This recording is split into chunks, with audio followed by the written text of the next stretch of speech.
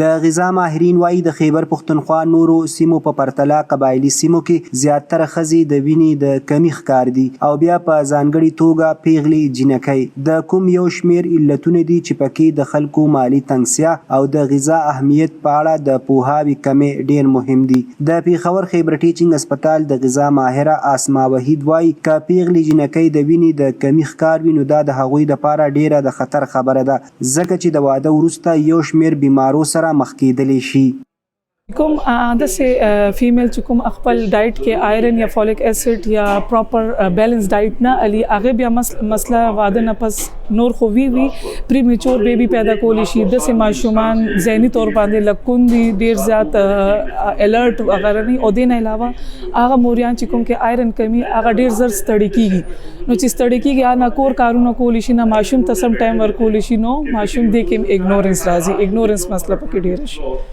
پوهان وایي په پاکستان کې په مجموعي توګه قریباً 42% زنانه د وینې د کمی، 18% د فولادو، قریباً 80% ښځې د ویټامین ډي او دغه شان 26.50% زنانه د کیلشیم د کمی سره مخ دي. ډاکټر رفیق وایي غذا د انسان د ودې لپاره ډیره مهمه ده او د ژوند د بقا ذریعه جوړیږي او هم له دې د لارې یو شمېر بیمارونه بچ کېدل ممکن دي.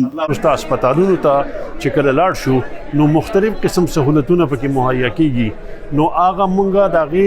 هسپتال والا ذکر ونی کې خو چې مونږ په خپله تپوس وکړو چې یاره دلته کې د فولادو ګولې، دلته کې د وټامین ډي ګولې، دلته کې نور هم څه دوايانې چې په وجود کې نشونما بهتر کولی شي هغه شته او که نه. دریم چې کوم زموږ سره د لیډي هیلث ورکره ده چې هغه ښه پوره د دې تجربه لري چې په غذایت باندې څنګه پوهه ورکړي نو د لیډي هیلث ورکر سره په دې سلسله باندې بحث پکار دی.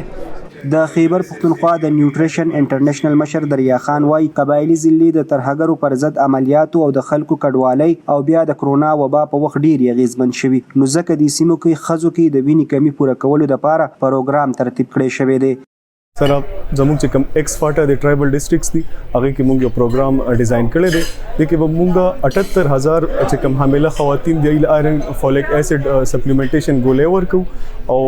11000 سیف ډیلیوري کټس ورکو او د سره سره موږ انفیکشن پریونشن کنټرول ټریننګز اوم کو او نور هلې ځلې بکو د میټرنل انیمیا حواله سره. د غذا ماهرین وایي چې د فولیک اسید نومي دوايي نه علاوه که ښځې خپل د روزمره خوراک متوازن وساتي نو د وینې د کمی نه بچ کېدلی شي. وایي پکار ده تازه سبزی، دالونه او پی د خوراک برخه وګرځول شي. عثمان خان، وایس اف امریکا، ډیوا، پیښور.